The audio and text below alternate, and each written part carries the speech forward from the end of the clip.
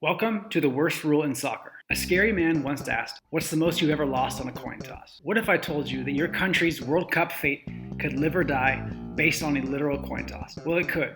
And here's how. Under current FIFA rules, in the group stage of the World Cup, each group contains 4 teams who all play each other once. Of course, 3 points are awarded for a win, 1 for a draw, and 0 points for a loss. The 2 teams with the most points from all their games go on to the knockout round, and the others go home. But what if there's a tie for second place?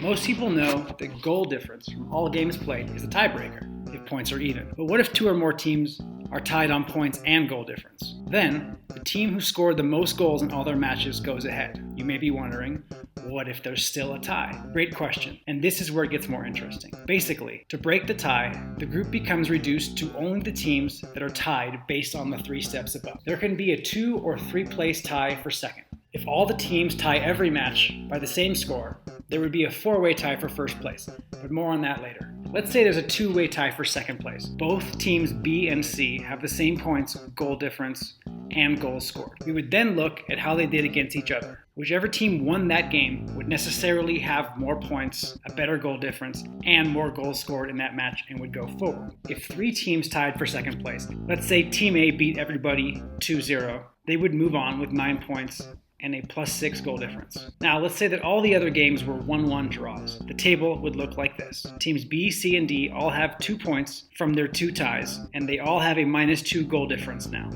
To break the tie, we remove Team A and look only at the 3 games played between teams B, C, and D, which would make the table look like this.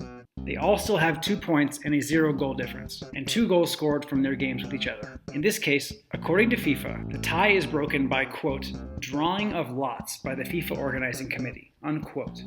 You heard that right, a drawing of lots, a literal coin toss to determine who goes forward in the World Cup and who goes home. Actually, if 3 teams are tied for second place, it's worse than a coin toss chance. You may be saying, okay, but this could never happen.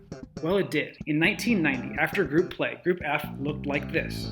Notice Ireland and Netherlands both had 3 points, a 0 goal difference, and they both scored 2 goals in their 3 group matches. Interestingly, on the final group match day in Group F, Ireland and Netherlands played and tied 1-1. The coin was tossed and Ireland won. But luckily for Netherlands, the tournament was different in 1990, and Netherlands got to play again and lost to the West Germans in the next round. On that day, against Ireland, a penalty shootout would have been an easy solution. But what if the 2 tied teams aren't in the same city on the final group day?